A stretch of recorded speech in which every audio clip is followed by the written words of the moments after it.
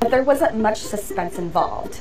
The outcome, as expected, was declared a win for authoritarian Prime Minister Hun Sen, who has been in power for over 33 years. This was the sixth general election since the UN sponsored the country's free and fair vote in 1993, but some analysts say that the more elections that have been held, the more authoritarian the country has become. Journalists and human rights groups say Cambodia is sliding into a full-fledged dictatorship, and we spoke to an expert on authoritarian regimes and democratization in Southeast Asia, who says the country is already there. Hi guys, I'm Versha.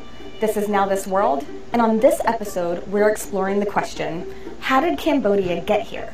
Before we look at the latest elections, we need to understand who Hun Sen is. The world's longest currently serving prime minister first came to power in 1985, but was a political figure in the country years before that. A series of twists and turns in the Cambodian power structure eventually landed him in the right place at the right time. In the early 70s, a young Hun Sen joined the forces of the communist insurgency movement, the Khmer Rouge, and quickly moved up the ranks to commander, leading hundreds and thousands of men in military offenses against the pro-US Khmer Republic in the years leading up to the Khmer Rouge's takeover of the capital city, Phnom Penh.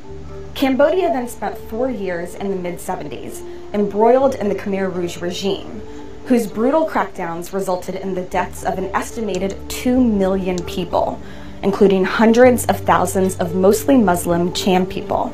This is considered to be one of the worst mass killings of the 20th century.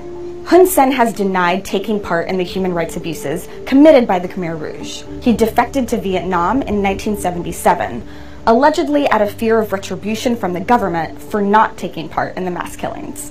Vietnam invaded Cambodia 2 years later, overthrew the Khmer Rouge regime, and instituted a new government, the People's Republic of Kampuchea, or PRK.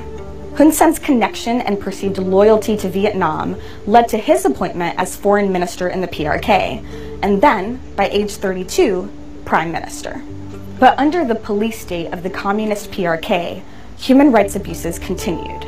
Security forces suppressed opposition groups and tortured and interrogated detainees. Lee Morgenbesser, whose research examines flawed elections and dictators in Southeast Asia, broke it down for us. So you had four warring factions. You had outbreak of disease, poverty, starvation, a lot of very terrible conditions. Eventually, the international community stepped in to oversee a peace agreement with the goal of setting Cambodia on a path to democracy.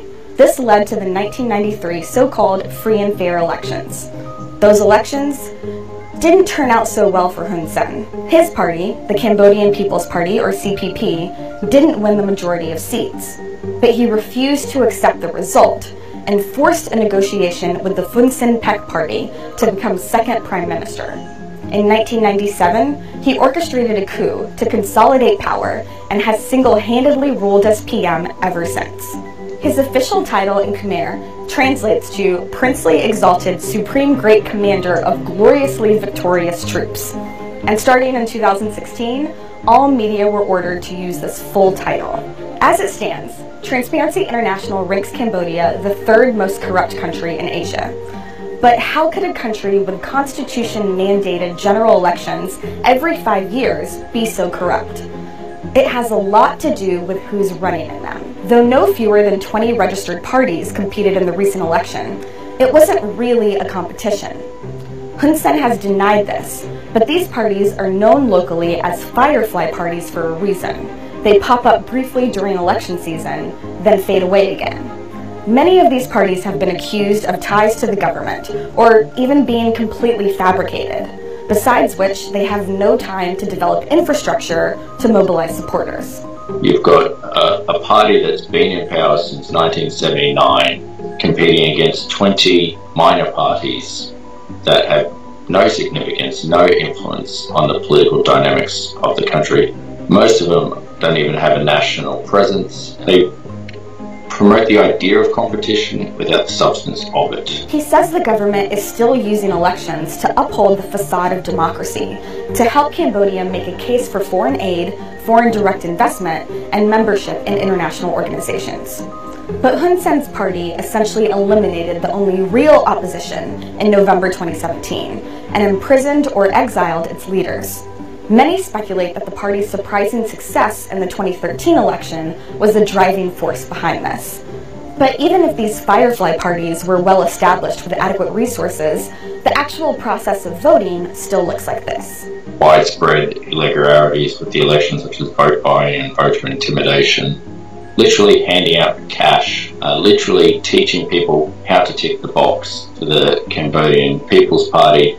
Even if opposition groups exist, it's difficult for them to speak out without fear of retribution. A recently enacted lèse-majesté law forbids people from insulting the monarchy or risk facing a fine and years of prison time. And pressure from international bodies isn't as strong as it has been historically.